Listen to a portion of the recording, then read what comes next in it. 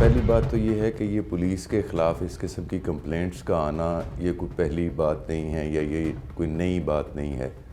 Police کے پاس کے خلاف یہ کمپلینٹس عرصہ دراز سے آتی جا رہی ہیں، اور اس میں پہلے یہ ہوا کرتا تھا کہ ہمارے ہاں جو ایفیشنسی اور ڈسپلنری رولز ہیں ان کے مطابق پولیس ملازمان یا افسران کے خلاف کارروائی ہوتی تھی، اور اس کارروائی کے بعد ان کو یا نوکری سے برخاست کر دیا جاتا تھا یا سینشور کیا جاتا تھا، یا ان کی پنشمنٹ جو تھی وہ تھوڑی سی اس کی سروس کو تھوڑا سا کم کر دیا جاتا تھا، پروموشنز ڈیفر کر دی جاتی تھی، اس قسم کے معاملات ہوتے تھے۔ انہی چیزوں کو دیکھتے ہوئے 2002 میں چونکہ یہ پولیس کے ساتھ عوام کا انٹریکشن بہت زیادہ ہوتا ہے اور عوام کو روزانہ کی بنیاد کے اوپر ایسے مسائل کا سامنا کرنا پڑتا ہے،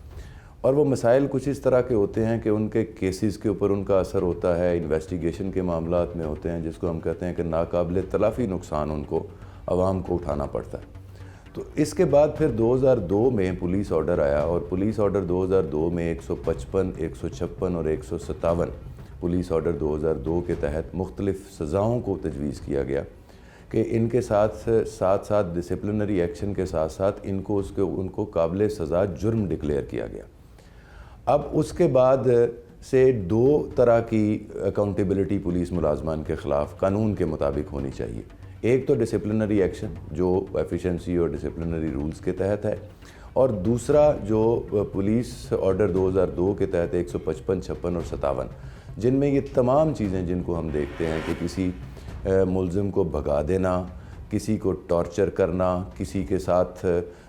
کوئی ایسا ناروا سلوک کرنا یا ماورائے قانون سلوک کرنا،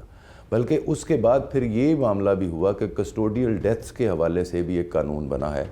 جو اس وقت نافذ العمل ہے کہ اگر پولیس کسی قسم کا انگریس اپنی جو ہے وہ اختیارات سے تجاوز کرتی ہے اور اس میں یہاں تک کہ کسی شخص کی جان لے لیتی ہے کسٹڈی میں،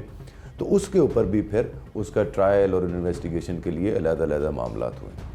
اب یہ جو ویو جس طرح کی آپ بات کر رہے ہیں کہ یہ ویو چل رہی ہے، اس ویو میں جو بنیادی وجہ ہے اس وجہ کو دیکھنا ضروری ہے۔ وہ وجہ کیا ہے کہ ہمارے ہاں پولیس جب بھی کوئی ایسا معاملہ کرتی ہے، ایک عام آدمی کا کام یہ ہے کہ اس نے اس کے اعلیٰ افسران کو جا کر اس کی شکایت دے دی، اس کو شکایت درج کروا دی، اس کا کام اتنا تھا۔ اب جو پولیس کا ڈپارٹمنٹ ہے اس ڈپارٹمنٹ کو سیلف اکاؤنٹیبلٹی کے پروسیس کو بھی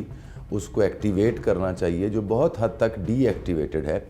کہ اور ان کو ایگزیمپلری پنشمنٹس دینی چاہیے۔ اب جب میں ایگزیمپلری پنشمنٹ کی بات کرتا ہوں تو ایگزیمپلری پنشمنٹ سے مراد بھی یہی ہے کہ جو قانون میں سخت سے سخت سزا دی گئی ہے اس سخت سے سخت سزا کو امپلیمنٹ کیا جائے۔ لیکن بدقسمتی سے